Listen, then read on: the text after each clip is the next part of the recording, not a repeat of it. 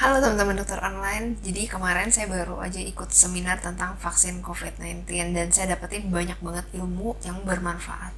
Nah, lewat kesempatan ini saya mau berbagi ilmunya supaya kita bisa sama-sama update ilmu tentang vaksin COVID-19.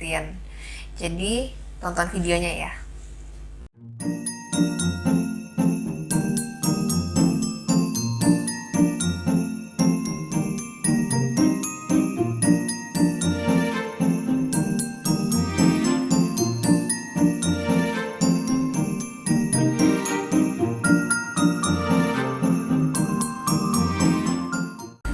Nah, kalau virus COVID-19 menginfeksi orang, ada yang tanpa gejala atau disebut OTG, ada juga yang dengan gejala tapi ringan sampai sedang, ada juga yang bergejala tapi berat. Supaya tubuh ini berhasil melawan, tubuh akan membentuk pertahanan, yaitu antibodi dan juga sel memori. Kita sudah pernah bahas tentang antibodi.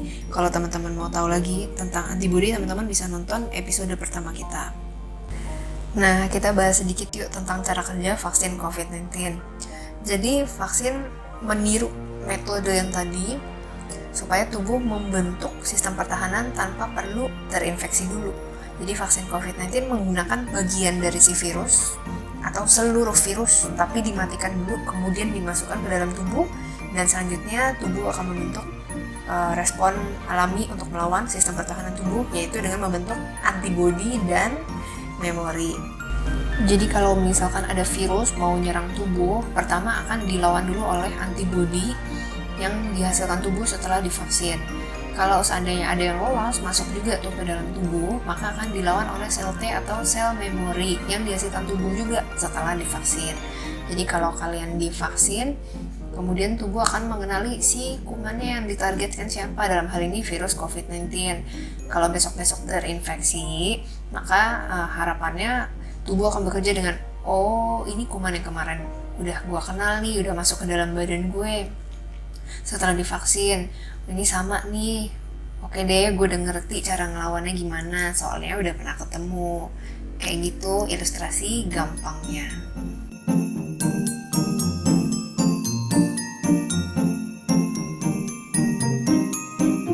Nah, ini memang jadi banyak pertanyaan dari orang-orang kenapa vaksin COVID-19 cepat untuk ditemukan.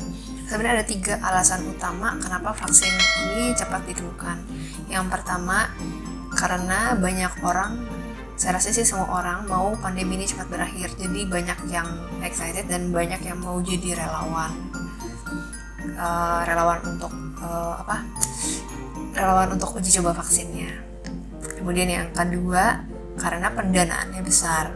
Jadi kalau kalian bangun rumah, tukangnya cuma sedikit, pekerja cuma sedikit, tentu akan lebih lama dibandingkan dengan pendanaan yang besar, bisa mempekerjakan lebih banyak tukang, semua orang ikut nyumbang karena mau tukangnya banyak biar cepat selesai, tentu hasilnya akan lebih cepat jadi kan. Nah, ini pendanaannya juga besar karena memang semua seluruh dunia maunya ini cepat selesai, pendanaannya banyak.